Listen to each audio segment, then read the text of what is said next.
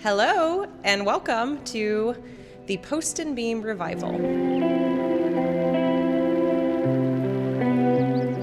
This house was built in 1961.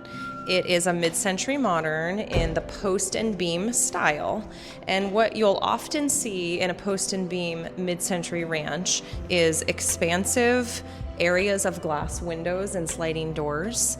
And the beams that we're talking about are these exposed beams here at the ceiling, which is structurally holding up the house and allowing you to have large open areas like this.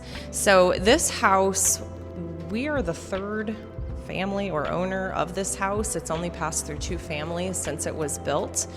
And it's in a state of, I would say, certain levels of disrepair, where other things are completely intact and in great vintage original condition. But then there are a segment of things in the house that someone renovated in roughly the late 80s or early 90s. All right, so we're in a large foyer here. We have an original floating staircase with spindles and railings that are definitely not up to today's code standards. A child can move right through this. It's got a great little coat closet right off the foyer. And then we have this little doored room that would have been considered the den.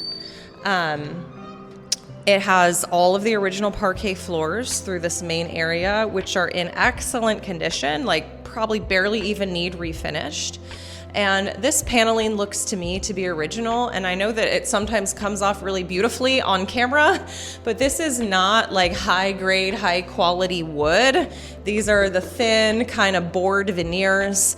And in order to rewire this house, which has original aluminum wiring, we realistically are going to need to take all of this paneling off anyway. The den connects from the foyer and goes right through into the kitchen.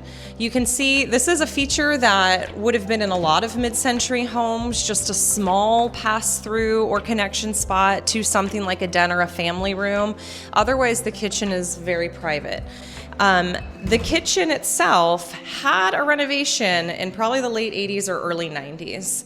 And I'm not entirely sure how this would have been laid out before. Realistically, the sink probably would have been in that spot. And it only has this one window, but this one window is below standard counter height. So there probably was never a sink here.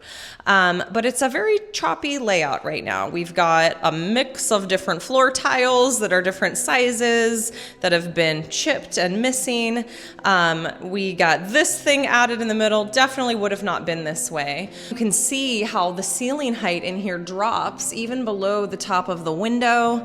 But when I first saw this house, I was very curious about the fact that we had this glass pane window. Well, it turns out the original footprint of the house ended right here.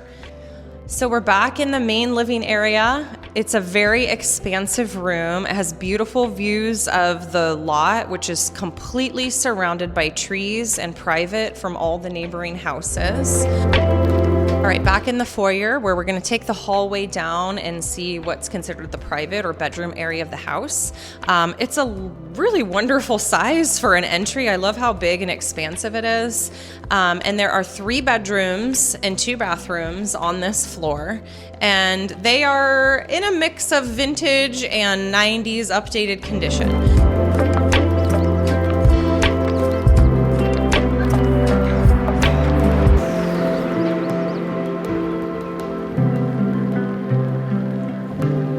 This is the primary bedroom.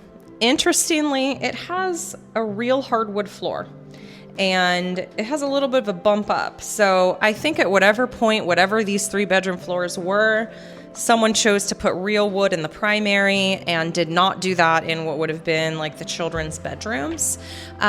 This is a great size room. It has a slider out to the patio, a little bit more of a private section of the patio that is scaled back a little bit from the living room. And it has a million closets.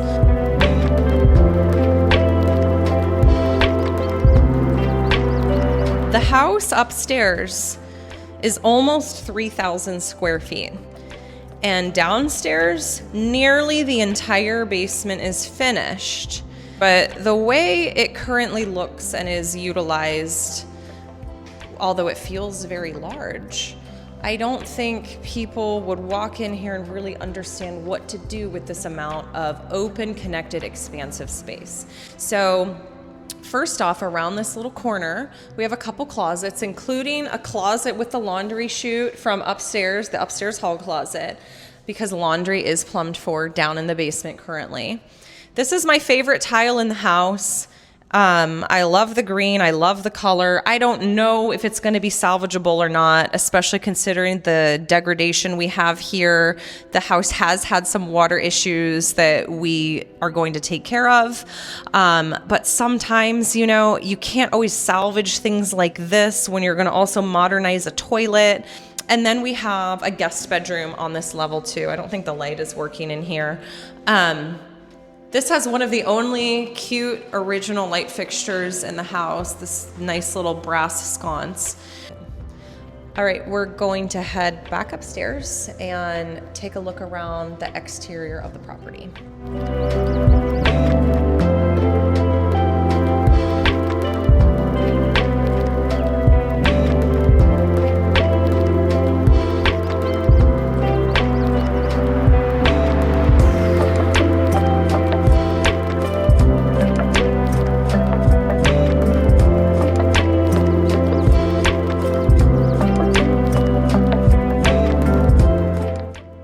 Wallpaper